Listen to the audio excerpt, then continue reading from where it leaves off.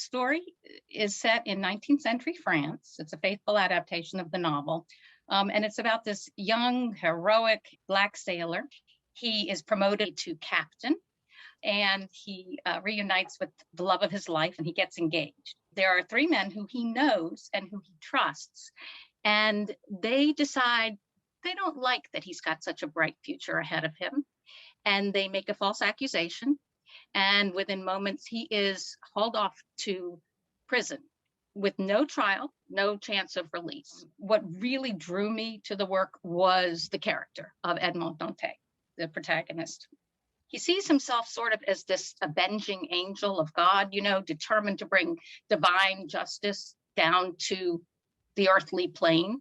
He also knows what it means to suffer. So he's somebody who is determined to protect the innocent. It's the Black Count of Monte Cristo for a reason. My primary goal was to be faithful to the story. And I wanted to know about Dumas.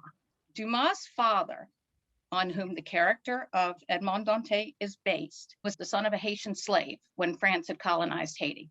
And he immigrated as a young teen to France, and he became the first and only Black general in the French army. Napoleon Bonaparte took control of the government.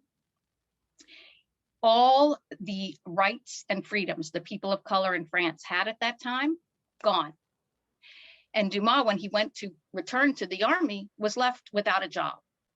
So this idea of injustice that plays through the Count of Monte Cristo was ingrained in the attitudes, the laws of the time in Dumas. The plot that I have written is still very much the Count of Monte Cristo. But knowing all this information, I thought I need to include Dumas in this story somehow and make that connection.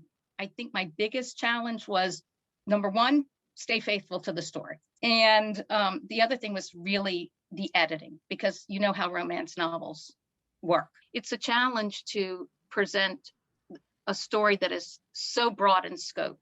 The character of Edmond Dantès is, in a way, larger than life. And I hope he inspires people to self-advocate, to not tolerate injustice. In musical theater, I have this unique opportunity to take my love of storytelling and put my love of words with my love of music.